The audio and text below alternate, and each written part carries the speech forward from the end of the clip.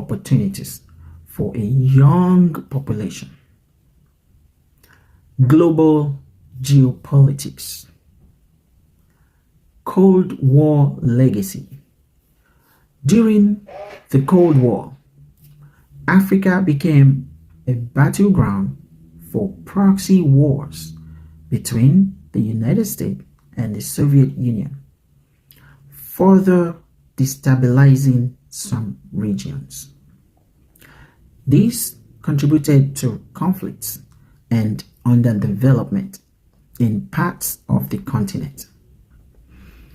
Neocolonialism and dependency. Even after independence, many African nations remain economically dependent on former colonial powers and international institutions, some still today. Foreign companies often dominate industries like mining and agriculture, while profits are often repatriated instead of reinvested locally. Comparative advantages of other regions. East Asian model. Countries like Japan, South Korea, and later China implemented deliberate state-led development strategies with significant investment in education, infrastructure, and export-oriented industry. These countries also benefited from geopolitical factors such as post-World War II, United States investment in Japan, South Korea, and Taiwan as part of Cold War strategy. Technology and innovation. The West and parts of Asia were able to invest in and benefit from technological advances earlier, giving them an edge in creating modern economies. African countries have often been on the receiving end of technology rather than its creators, slowing development. Cultural and social factors. Adapting to change.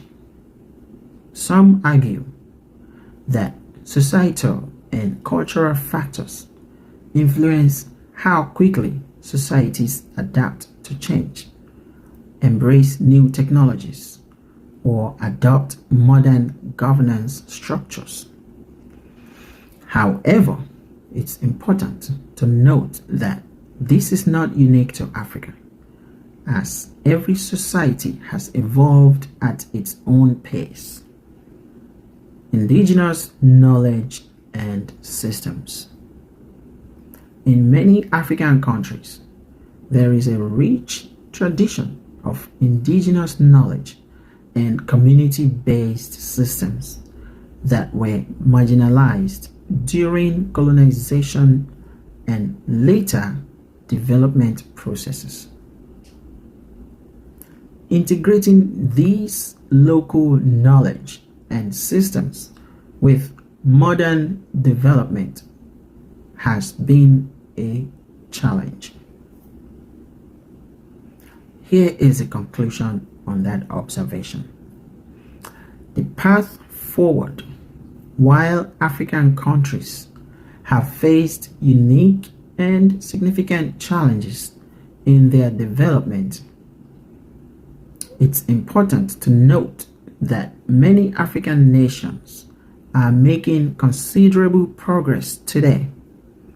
Emerging industries, technological innovation, especially in fintech and mobile technologies, and better governance are driving new waves of growth across the African continent.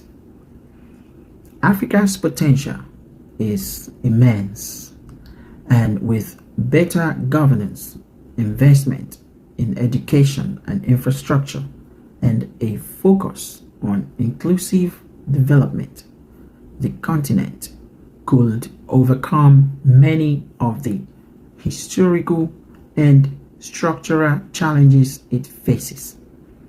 While the pace of development has been slower in some African countries, the resilience, innovation, and potential of the continent should not be underestimated. Someone might make an observation and say, am I being political with my responses concerning African countries' slow development? Here is my response. No, my intentions isn't to be political, but rather to provide a balanced and factual response based on historical, economic, and social factors.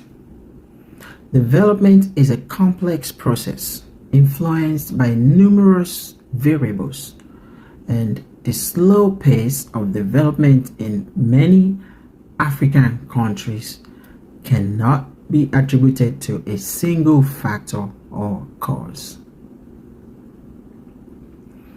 When discussing development, it is important to acknowledge both the challenges and the progress being made without resorting to overly simplistic explanations or stereotypes.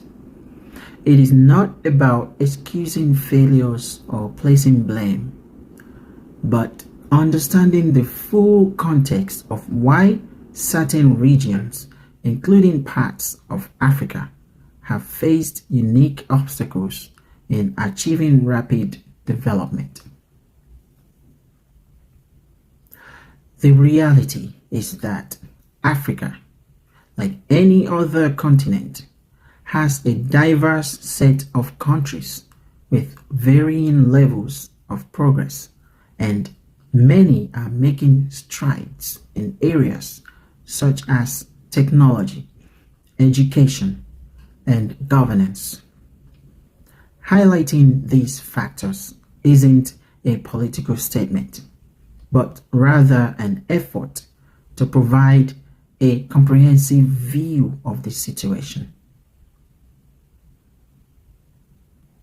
Then someone may then say, are you ruling out completely that the brain power of majority Africans does not correlate with three reasons why Africans were colonized and partitioned artificially?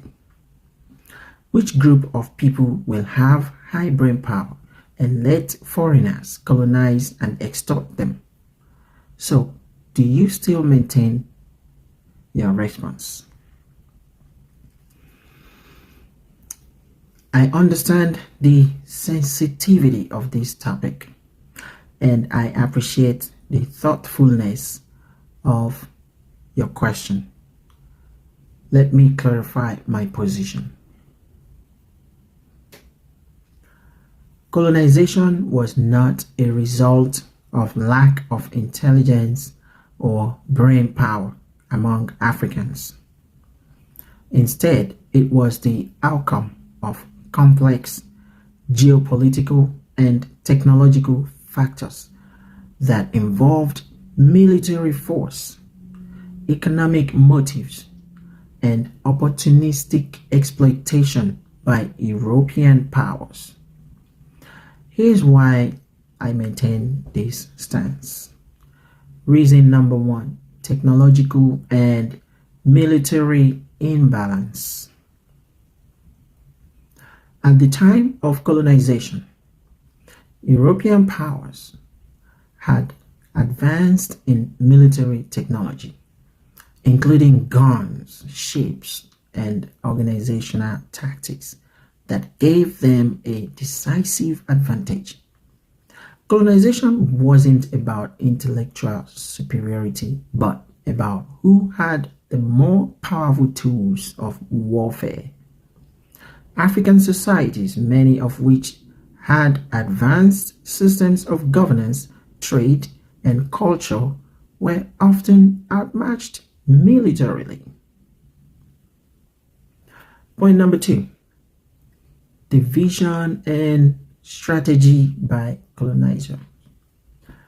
European colonizers used divide and conquer strategies to exploit pre-existing rivalries and divisions among African communities. They formed alliances with certain groups to weaken resistance. This is not a reflection of intelligence, but a common tactic of manipulation used throughout history in many regions of the world. Point number 3. The element of force. Colonization was primarily a violent process. It wasn't that African societies let colonizer take over. Many fiercely resisted, but they were often outgunned and outnumbered. There were numerous revolts, uprisings, and wars of resistance throughout Africa. Examples include the resistance by the Zulu in South Africa, the Ashanti Empire in West Africa, and the Mahdist state in Sudan. These resistances are clear indications of the strategic and organized responses from African societies. Point number 4. Colonization worldwide. Colonization wasn't unique to Africa. Various regions, including parts of Asia, the Americas, and the Pacific Islands, were also colonized. Many indigenous people around the world, regardless of their intellectual or cultural capabilities, fell under colonial rule because of the same imbalances in military power, strategy, and global dynamics. The colonization of India and large parts of Southeast Asia, for instance, followed similar patterns, and these societies were just as intellectually advanced. Point number 5. Colonial exploitation was strategic, not intellectual. European colonization was driven by economic exploitation, including the extraction of resources, the establishment of trade routes, and access to cheap labor. These motivations were not based on a perceived lack of intelligence in the colonized regions, but on European desires to expand their wealth and influence. Many colonized regions, including parts of Africa, had thriving civilizations before colonization, such as the Kingdom of Mali, Benin, and Great Zimbabwe, and European interest was often in the wealth and resources these societies had. Point number 6. African contributions to global knowledge. African civilizations contributed significantly to global knowledge, particularly in fields such as mathematics, astronomy, metallurgy, architecture, and philosophy. Timbuktu, for instance, was a center of learning in the medieval world, with scholars from across Africa and the Middle East exchanging ideas. These achievements reflect significant intellectual capacity and innovation that existed in Africa long before and during European contact. Point number 7. External factors in colonization. Colonization in Africa also occurred at a time when many African societies were in the process of internal transformation, dealing with local conflicts or adapting to changing trade dynamics. Europeans exploited these moments of transition and used them to their advantage. However, this doesn't imply intellectual inferiority. Rather, it reflects how external forces can capitalize on moments of vulnerability. Point number 8. Colonialism doesn't reflect brain power. If colonization reflected a lack of intelligence, then we would have to say the same about every other colonized region in the world, including vast parts of Asia, the Americas, and even parts of Europe that were occupied by foreign powers at various points in history. The ability to resist colonization is often more about material resources, unity, and technological advantage than about intellectual ability. In conclusion to that response to the observation, maintaining the original response, I still maintain that intelligence is universal across humanity and is not determined by geography or race. The factors that led to the colonization of Africa are rooted in historical, technological, and strategic contexts, not in a lack of intelligence among African people. It is essential to understand colonization within its historical framework, driven by the geopolitical ambitions of European powers and facilitated by military superiority rather than any innate deficiencies in the societies they conquered. Many African societies were strong and advanced, and they resisted colonization fiercely. The process of colonization does not reflect a measure of intelligence, but rather the interplay of power, resources, and timing in history. Then the next question was asked: what factors made colonizers strategically, economically, and militarily ahead of their colonized, if not brain power? This is a great question that touches on the deeper historical and structural factors that allowed European colonizers to gain a strategic, economic, and military advantage over the regions they colonized, including Africa. Importantly, this advantage wasn't due to superior intelligence or brain power, but rather a combination of historical development, geographical luck, and technological advancements. Here are key factors to show that in full details. Key factor number 1, geographical advantage, guns, germs, and steel theory. Agriculture and animal domestication.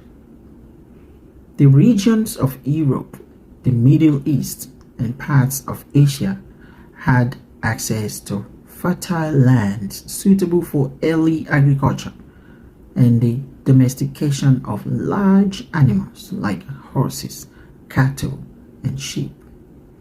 This allowed these societies to develop stable food supplies, settle into larger communities, and eventually grow cities. Africa, in comparison, has vast deserts, jungles, and diseases like malaria that made large-scale agriculture and urbanization more difficult in some regions. East-West axis. Europe and Asia being oriented along an east-west axis have climates that are more uniform across large areas. This allowed agricultural technologies and ideas to spread more easily across these continents compared to Africa's north-south axis, which represents a more varied set of climates, deserts, rainforests, savannas, that made such diffusion slower. Point number 2, technological developments, firearms, and naval power.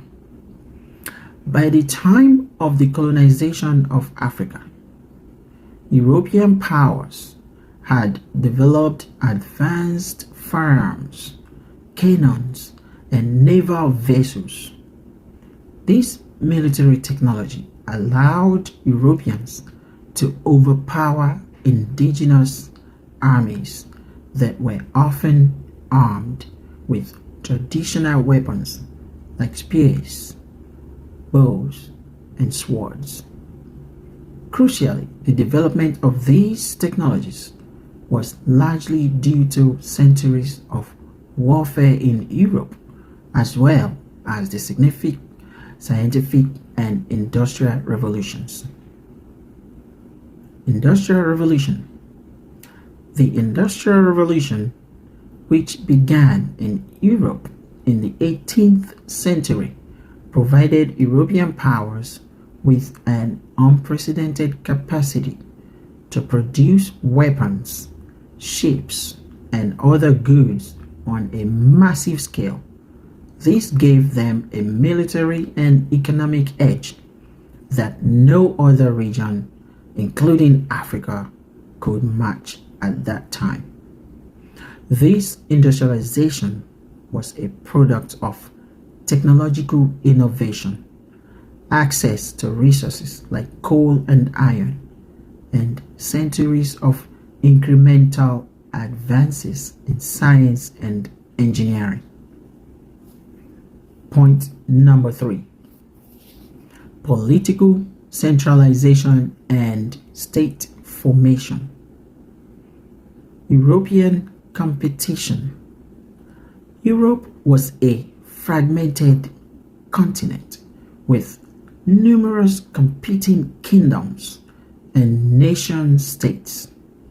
This constant competition forced European states to innovate politically, economically, and militarily to survive and gain power.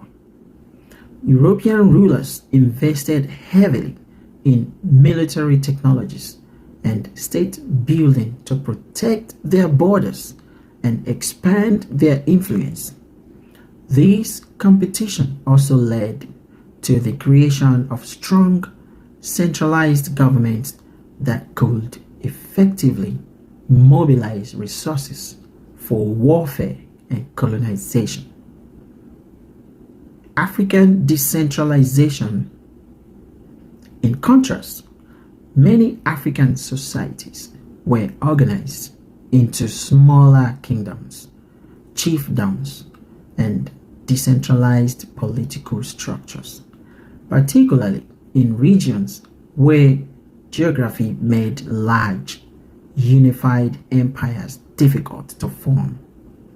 While there were large and sophisticated states in Africa, for example, the Mali Empire, the Kingdom of Congo, and Great Zimbabwe, many regions had more localized political structures.